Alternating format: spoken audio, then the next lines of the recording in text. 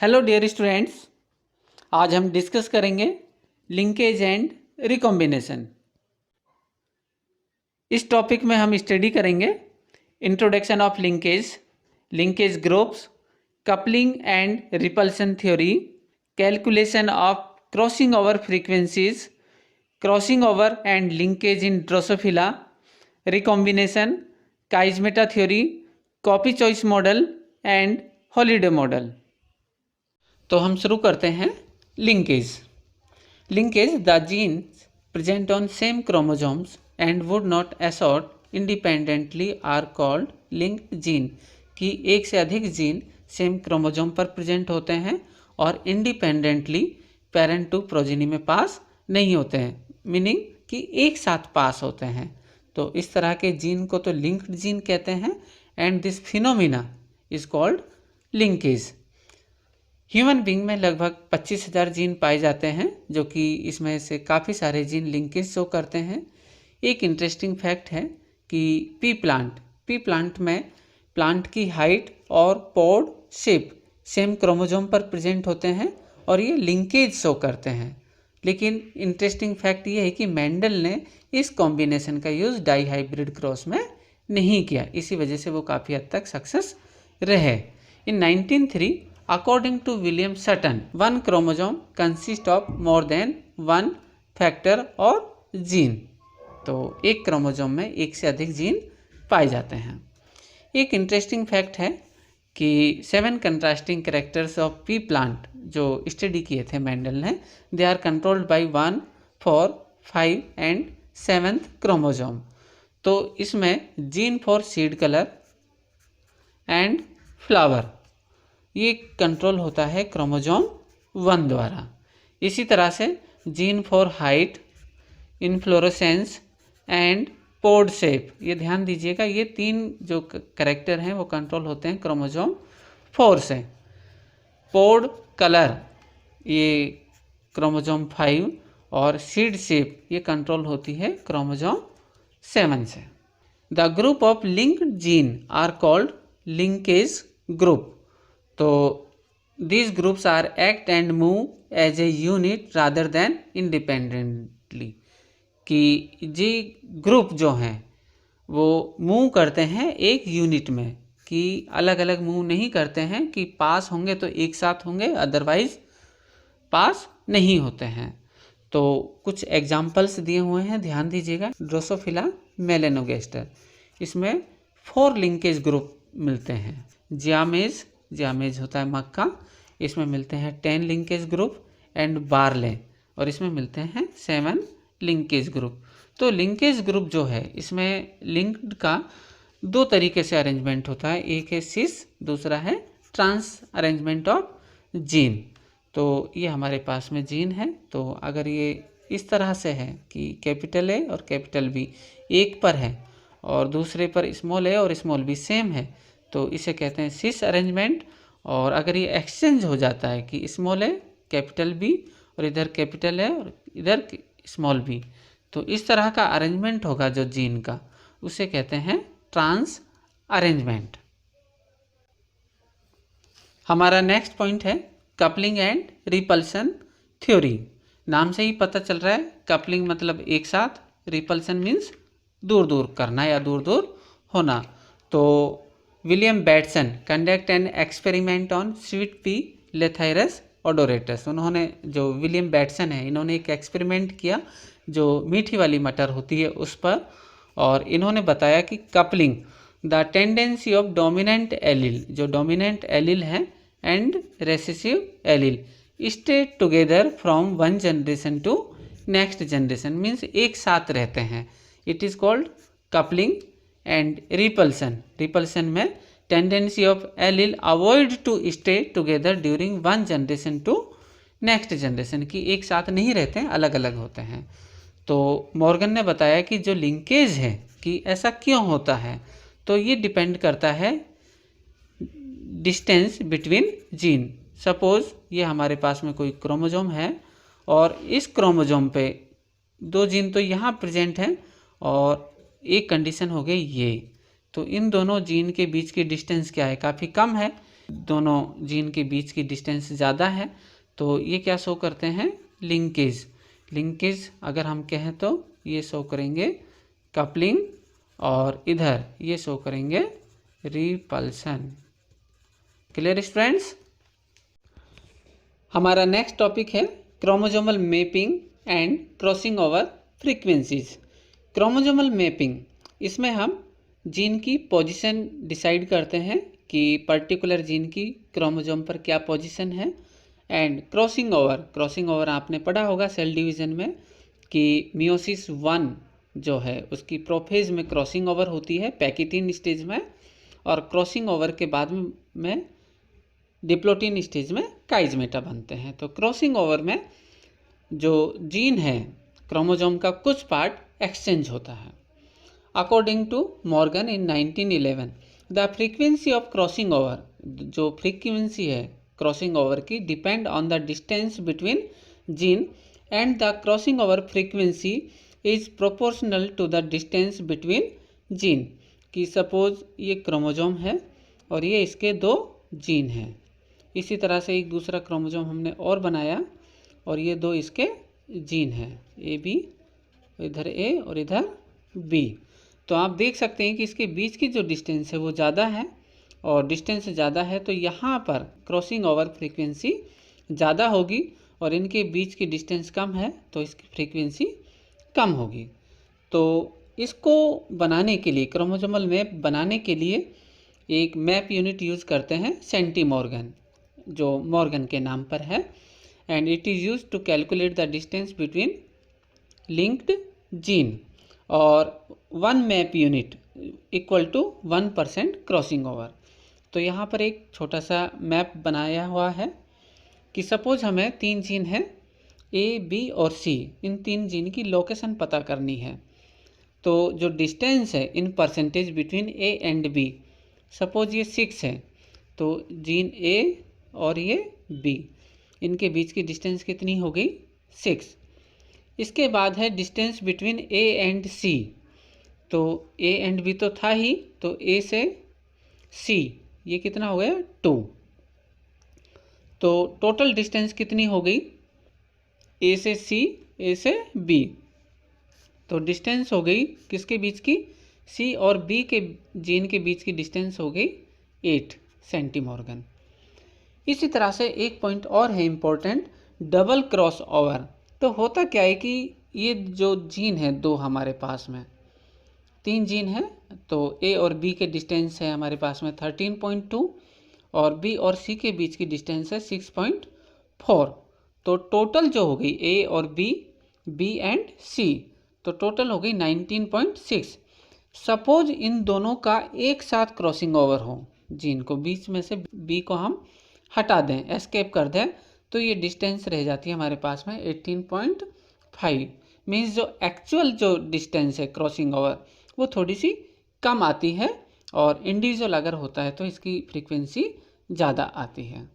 और ध्यान दीजिएगा, according to Morgan student Alfred Stuart use the frequency of recombination between pair on same chromosome to prepare chromosomal map. यहाँ तक तो ठीक है कि क्रोमोसोमल मैप बना लेते हैं, क्रॉसिंग ओवर फ्रीक्वेंसी। अब सवाल आता है कि हम क्रॉसिंग ओवर फ्रीक्वेंसी को कैसे कैलकुलेट करते हैं।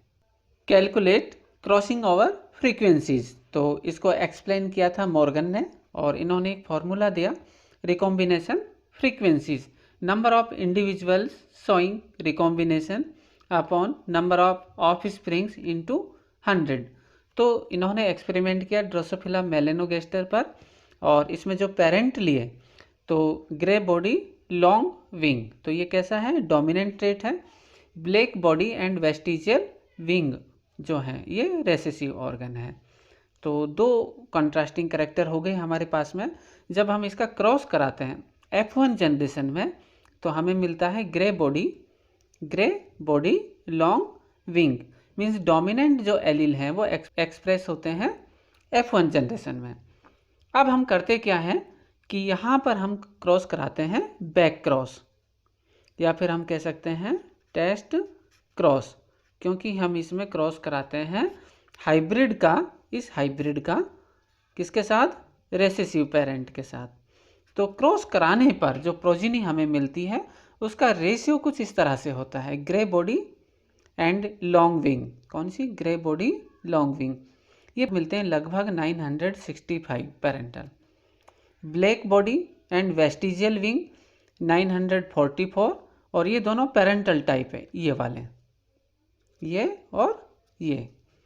इसके बाद black body and long wing 206 and grey body and vestigial wing ये मिलते हैं 185। मीन्स जो पेरेंट हैं इनके अलावा ये हैं।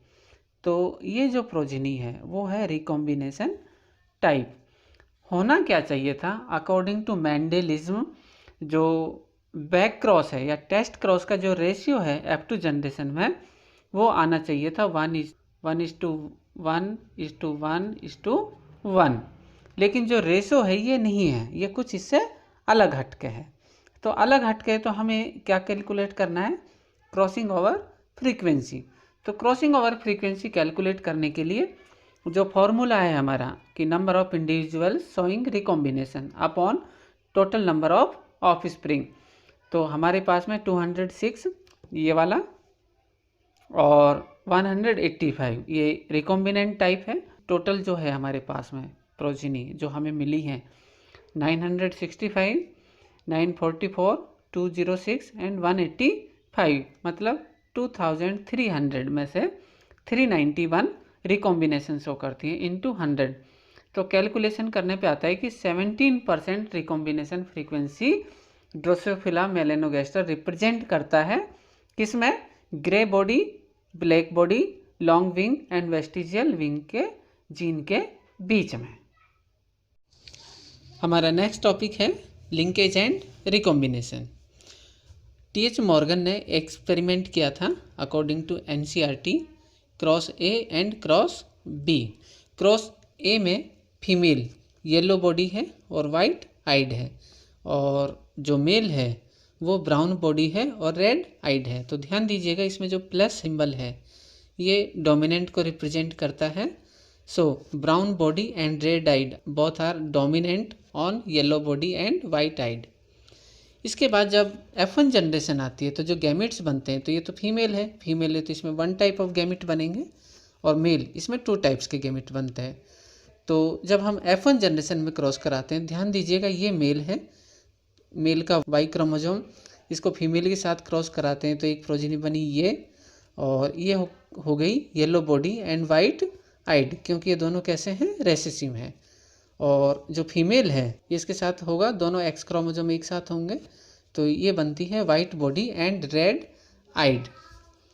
इसके बाद जब हम F1 जनरेशन का क्रॉस कराते हैं F2 जनरेशन के लिए, तो इसमें ध्यान दीजिएगा कि जो पेरेंट है, इस पेरेंट से 2 टाइप्स के गैमेट बनते हैं फीमेल से, और 2 टाइप्स के ही मेल से बनते हैं। तो ध्यान दीजिएगा हमारे पास में जो पेरेंट है ये मेल ले लेते हैं हम लोग, ये मेल का वाई क्रोमोसोम है, इस एक्स के साथ फ्यूज करता है तो ये बनता है वाइल्ड टाइप। सेकंड, फिर ये मेल जो क्रोमोसोम है वाई क्रोमोसोम, ये फ्यूज होता है इस एक्स क्रोमोसोम के साथ, तो सेकंड प्रोजिनी बनती है ये येलो एंड वाइट। अब नेक्स्ट जो 2 फीमेल प्रोजिनी बनती है जिसमें मेल का एक्स क्रोमोसोम फ्यूज होता है, ये वाला किसके साथ, इन 2 के साथ, तो एक प्रोजिनी बनी ये और दूसरी प्रोजिनी बनती है हमारी ये। तो इन 4 प्रोजिनीज को हम लोग कहते हैं पेरेंटल टाइप। पेरेंटल टाइप का मीनिंग ये है कि ये जो 4 प्रोजिनी हैं, आप देख सकते हैं इसमें ये दोनों जो 4 प्रोजिनी हैं 1, 2, 3 और 4, ये पेरेंटल टाइप प्रोजिनी है। तो पेरेंटल टाइप कैसे हैं मैं आपको बता देता हूँ। पहला है मेल पेरेंटल, तो हमारे आप देखिए इस मेल को एक वाई है और दूसरा हमारे पास में एक ब्लू कलर में है डोमिनेंट, तो ये कौन सा मेल है, ये वाला मेल है पेरेंटल वाला, है ना, ये एक मेल पेरेंटल है। इसके बाद में आता है दूसरा ये मेल F1 पेरेंट, ये जो सेकंड पेरेंट है कौन सा है, मेल है और F1 पेरेंट है, तो आप देख सकते हैं ये, तो ये है मेल F1 पेरेंट, ये वाला सेम है, तो ये भी पेरेंटल टाइप है। थर्ड है फीमेल F1 पेरेंट, तो आप देख सकते हैं डायग्राम में ये फीमेल है और इसका F1 पेरेंट कौन सा है फीमेल का, ये वाला, तो ये इसके साथ मैच करता है, तो ये भी पेरेंटल टाइप है। और फोर्थ जो पेरेंटल है ये है फीमेल पेरेंटल, ये वाला फीमेल पेरेंटल, दोनों ही कैसे हैं, येलो बॉडी और वाइट आइड। तो ये देखिए yellow body and white eyed, तो ये चारों जो प्रोजिनी है जो यहाँ बनी है ये चारों, ये पेरेंटल टाइप है और ये अपीयर होती है 98.7%। मीन्स कि जो जीन है yellow body and white eyed, तो ये बहुत ज़्यादा लिंक्ड है और रिकॉम्बिनेशन ओनली हुआ है 1.3% रिकॉम्बिनेशन है। अब रिकॉम्बिनेशन में देखते हैं कि ये क्या है रिकॉम्बिनेशन। तो इसमें क्रोमोजोम एक्सचेंज हुए हैं, तो ध्यान दीजिएगा ये जो दो मेल हैं तो इसमें ये क्रोमोजोम एक्स क्रोमोजोम एक्सचेंज हुआ है, तो इसका आधा पार्ट तो इसमें रह गया Y+ मतलब ब्राउन बॉडी, और ये है W+ मीन्स रेड आई। तो ये मेल है कि कुछ एक्स का इस पार्ट में है और इस मेल में एक्स क्रोमोजोम का कुछ पार्ट इसमें है, तो रिकॉम्बिनेशन हुआ है। और रिकॉम्बिनेशन जैसे हम लोग पहले डिस्कस कर चुके हैं, हम रिकॉम्बिनेशन उसे कहते हैं जिसमें पेरेंट्स के अलावा न्यू जीन का कॉम्बिनेशन बनता है प्रोजिनी में।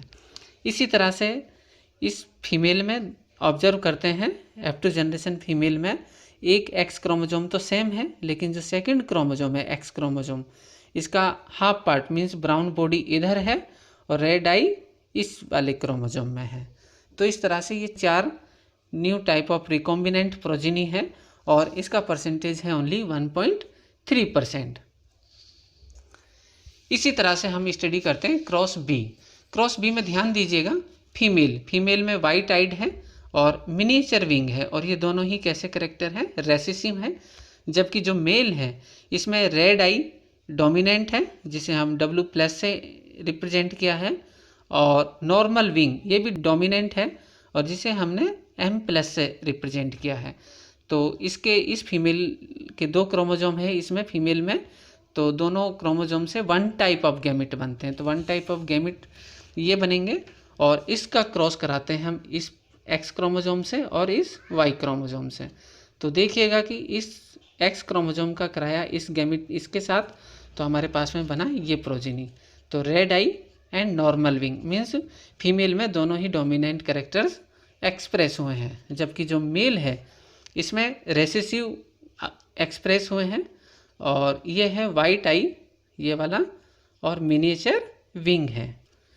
इसके बाद आते हैं हम F2 जनरेशन में। तो F2 जनरेशन में ध्यान दीजिएगा कि ये जो फीमेल है ये F1 जनरेशन फीमेल, तो इसमें 2 टाइप्स के गैमिट बनते हैं और मेल में भी 2 टाइप्स के गैमिट बनते हैं। तो जब इनका क्रॉस होता है तो क्रॉस होने पर 4 टाइप्स ऑफ प्रोजिनी बनती है पेरेंटल टाइप। तो कैसे होगी हम देख लेते हैं। स्टार्टिंग में हमने 2 मेल लिखे हैं, इसके बाद 2 फीमेल प्रोजिनी लिखी हैं। तो मेल ये वाई क्रोमोजोम और ये एक्स के साथ फ्यूज हुआ है, तो ये वाली प्रोजिनी हो गई हमारे पास में। फिर ये वाई क्रोमोजोम इस एक्स के साथ फ्यूज हुआ है, तो ये प्रोजिनी मिल गई। थर्ड प्रोजिनी की हम बात करते हैं। अब बचा कौन सा, ये एक्स क्रोमोजोम, ये एक्स क्रोमोजोम फ्यूज हुआ है इस एक्स क्रोमोजोम के साथ, तो थर्ड प्रोजिनी हमारी फीमेल ये है, और फोर्थ है ये वाली, ये क्रोमोजोम इसके साथ फ्यूज हुआ है। तो ध्यान दीजिएगा कि ये जो बॉडी है हमारे पास में वाइल्ड टाइप, ये मेन पेरेंट मेल क्रोमोजोम की बॉडी है ये वाली, है ना। इसी तरह से मेल F1 पेरेंट, सेकंड जो मेल है वो कौन सा है, F1 प्रोजिनी का पेरेंट है मेल। इसी तरह से थर्ड जो प्रोजिनी है वो फीमेल है और F1 पेरेंट है। तो देखिए आप ये फीमेल और ये F1 पेरेंट से मैच कर रहा है ना, इस तरह से।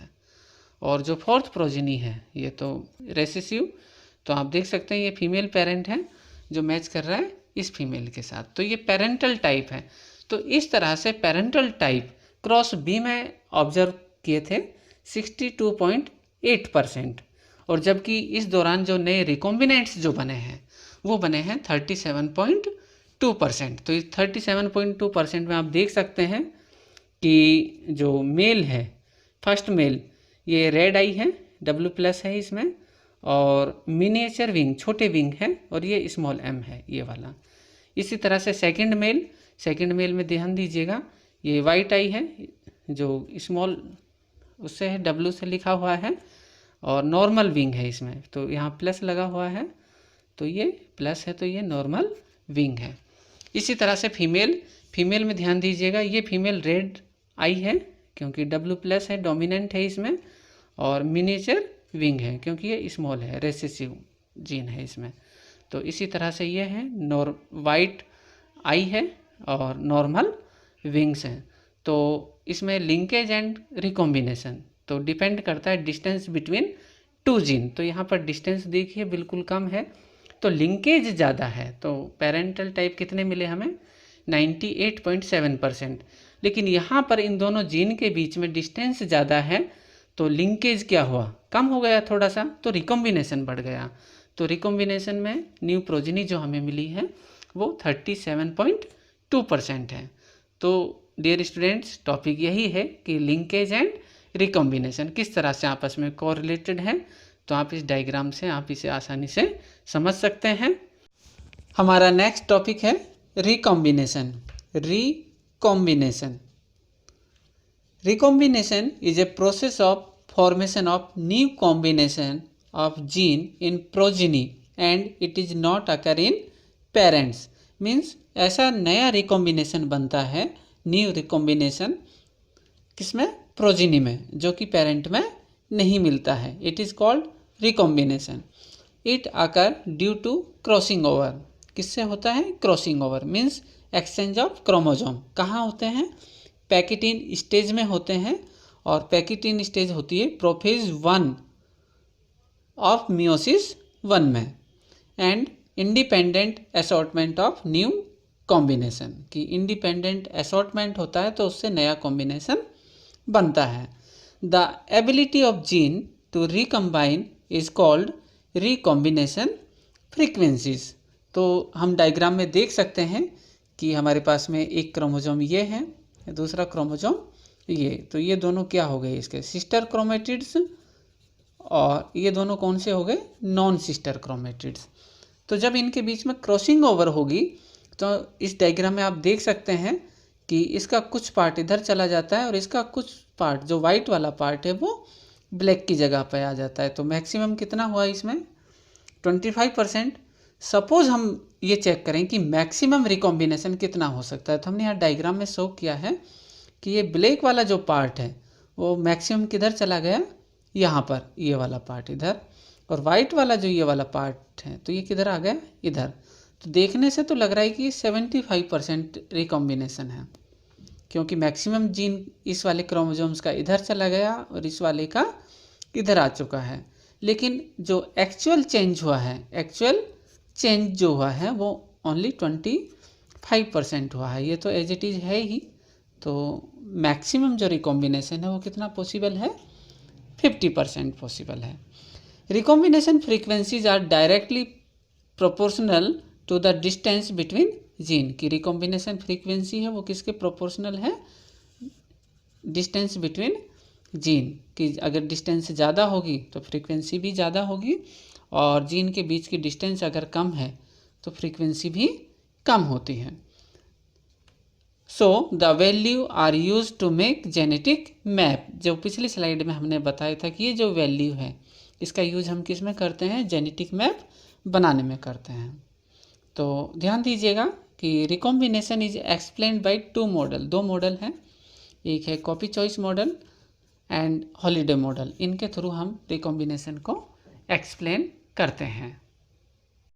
रिकॉम्बिनेशन मॉडल पढ़ने से पहले हम एक पॉइंट डिस्कस करते हैं, काइजमेटा थ्योरी और वन प्लेन थ्योरी। तो it is proposed by F.H. Janssen in 1909 and developed by J. Belling and C.D. Darlington in 1909। तो according to theory, chiasmata formation is a result of crossing over. जो chiasmata है वो किसका result है, crossing over का है। तो काइजमेटा formation जैसे हम लोग पढ़ते हैं या डिस्कस करते हैं, ये होता है किस स्टेज में, डिप्लोटीन में। तो इससे पहले कौन सी स्टेज आती है डिप्लोटीन से पहले, पैकिटीन। तो क्रॉसिंग ओवर किस में होती है? पैकिटीन में होती है। In crossing over non sister chromatid segments exchange their segment and reunion and maximum exchange of chromosome कितना हो सकता है? 50% हो सकता है। Copy choice model, it is proposed by J Lederberg in 1955 और ये जो कॉपी चॉइस मॉडल है ये एक्सप्लेन करता है रिकॉम्बिनेशन इन माइक्रोब्स। तो इसमें होता क्या है कि जो क्रॉसिंग ओवर टेक्स प्लेस होती है वो होती है नॉन सिस्टर क्रोमेटिड्स के बीच में। तो आप देख सकते हैं एक क्रोमोसोम ये है क्रोमोसोम 1, दूसरा क्रोमोसोम है ये। तो हमने यहाँ इंडिकेट कर दिए हैं 3 gene A, B and C, इसी तरह से small A, small B and small C. तो ये दोनों क्या हो गए? Sister chromatids. ये दोनों नॉन सिस्टर क्रोमेटिड्स। इनके बीच में जब क्रॉसिंग ओवर होगी थ्रू रिकॉम्बिनेज एंजाइम, तो ध्यान दीजिएगा कि ये वाला जो जीन है ये इस तरह से मूव करता है और ये वाला इस तरह से एक्सचेंज होते हैं, यहाँ से कट होते हैं और कट होने पर एक्सचेंज ऑफ क्रोमोसोम होता है। तो क्रोमोसोम कट होने पर अगर ये यहाँ से कट होता है तो ये ब्लू, इधर से ये रेड, इधर से ब्लू। तो आप देख सकते हैं तो इसका कुछ पार्ट सेकंड जो क्रोमोसोम है इसका कुछ पार्ट 1 में चला गया है और 1 का जो कुछ पार्ट है वो सेकंड क्रोमोसोम में आ चुका है। इस मॉडल को रिजेक्ट किया जा चुका है। इसके कुछ मुख्य रीज़न है रिजेक्ट करने के कि इस मॉडल के अकॉर्डिंग ऐसा लगता है कि डीएनए रेप्लिकेशन जो है एज ए कंजर्वेटिव मोड में रेप्लिकेशन होता है। मतलब डीएनए रेप्लिकेशन है वो सेमी कंजर्वेटिव होता है, मीन्स एक स्ट्रैंड पेरेंटल होगा, एक स्ट्रैंड न्यू बनता है सेमी कंजर्वेटिव में। लेकिन ये कंजर्वेटिव मोड में है तो इसको रिजेक्ट कर दिया जाता है। और सेकंड और है कि जो रिकॉम्बिनेशन है उसमें कम से कम 3 से 4 स्ट्रैंड पार्टिसिपेट करते हैं। मल्टीपल क्रॉसिंग ओवर होती हैं, केवल नॉन सिस्टर के बीच में क्रॉसिंग ओवर नहीं होती। Holiday model, it is proposed bye robin holiday in 1964 for gene conversion during recombination और ये अब तक का मोस्ट एक्सेप्टेबल मॉडल है। तो इसमें ध्यान दीजिएगा सेम है जो पिछली स्लाइड में हमने डिस्कस किया था। क्रोमोसोम 1 जिसे हमने ब्लू कलर से शो किया है और क्रोमोसोम 2 जिसे हमने रेड कलर से शो किया है। तो सेम है सिस्टर क्रोमेटिड्स और ये दोनों हो गए नॉन सिस्टर क्रोमेटिड्स। तो इसमें जो रिकॉम्बिनेशन होगा वो डीएनए डुप्लेक्स होता है, ये भी इन्वॉल्व होंगे दोनों स्ट्रैंड और ये दोनों भी स्ट्रैंड होंगे। तो सबसे पहले क्या होगा कि डीएनए हाइब्रिड बनता है किसके बीच में? इनर स्ट्रैंड के बीच में। तो pair of broken strand between non sister chromatids. तो सबसे पहले जो पेयर है नॉन सिस्टर क्रोमेटिड्स के ब्रेक हुए और ब्रेक होने के बाद में डायग्राम में ध्यान दीजिएगा कि एक ब्रेक तो ये यहाँ पर हुआ, इधर देखिए एक ब्रेक कहाँ पर हुआ? यहाँ पर हुआ। सेकंड जो ब्रेक होता है वो होता है यहाँ पर। तो second break in same and other strand दोनों में होता है। सेम स्ट्रैंड में भी हो सकता है, इसमें भी हो सकता है और इसमें भी हो सकता है। तो इसकी 2 कंडीशंस हैं। Second break in same strand कि इसी स्ट्रैंड में सेकंड ब्रेक हुआ है, तो पहले हम इसी को डिस्कस करते हैं। अगर इसमें ब्रेक होता है तो क्या होगा? सेम कॉपी चॉइस मॉडल की तरह है और ये यहाँ से कट हुआ, एक इधर से कट हुआ और तो सेकंड क्रोमोसोम का रेड पार्ट किधर चला गया? इधर, और ब्लू जो पार्ट है वो इधर से सेकंड क्रोमोसोम में आ जाता है। तो ये है नो रिकॉम्बिनेशन, इस तरह का होता ही नहीं है। एक्चुअल रिकॉम्बिनेशन कुछ इस तरह से कि जो इसमें कट होगा second break in other strand वो यहाँ पर कट होता है इस वाले स्ट्रैंड में, और इस वाले स्ट्रैंड में कट होने के बाद में कि ये वाला जो ब्लू कलर है वो कहाँ जाता है? इस जगह पर, और ये है जो आ जाता है इस वाली जगह पर। तो ये आने की एक इंटरेस्टिंग है, आप हायर क्लासेस में पढ़ेंगे कि ये जो पार्ट है ये कुछ इस तरह से कि ये ऐसे टर्न होता है ऐसे, और टर्न होने के बाद ये बीच से कट कर दिया जाता है। तो इस तरह के रिकॉम्बिनेशन को कहा जाता है रेसिप्रोकल रिकॉम्बिनेशन। और इसमें सेकंड जो ब्रेक होगा वो अदर स्ट्रैंड में ब्रेक होता है जिससे चारों ही क्रोमेटिड्स में क्रॉसिंग ओवर होती है। और ये आर रॉबिन हॉलिडे मॉडल है और रिकॉम्बिनेशन मैकेनिज्म को एक्सप्लेन करता है। इसी के साथ थैंक यू।